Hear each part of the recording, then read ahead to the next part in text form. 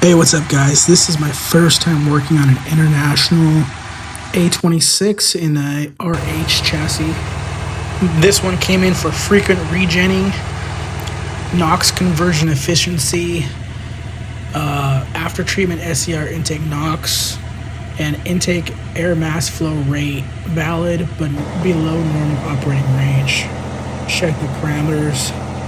I always had lower than normal intake mass air and no EGR codes, but I ran an air management test and disconnected the EGR valve and was getting EGR flow out of it. This one's definitely going to need an EGR valve. And while I'm going to be tearing this thing apart, I'm going to replace the cooler as well.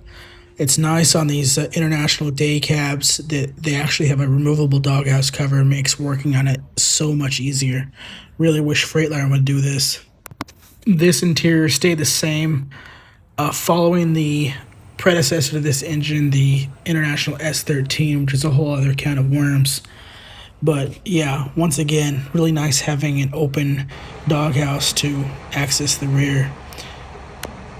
Oh, and this Dongcheng cordless impact is really putting in some work on this. As you can see, I got the new EGR valve mounted up, getting all the clamps lined up perfect, as well as all the heat shielding. New cooler is installed, as well as lining up all these spring clamps. Make sure you got no leaks when you guys put the system back together.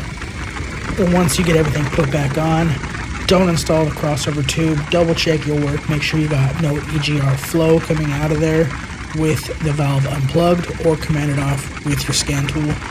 This is also a good time to double check for leaks while you got the engine running before you put the doghouse cover back on. The last thing you want is to find out you have a leak after you put the interior all back together and the doghouse cover on. Another thing to note down, always leave the truck better than how you got it. A little bit goes a long way. Clean up as best you can and make it look presentable.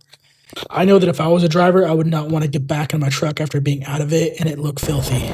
And last but not least, take it for a nice long road test to confirm everything is running properly, no check engine lights or warnings, and just the overall performance of how the engine is running.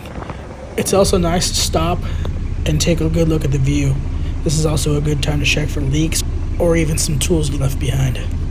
I appreciate you guys watching, and stay tuned for the next video.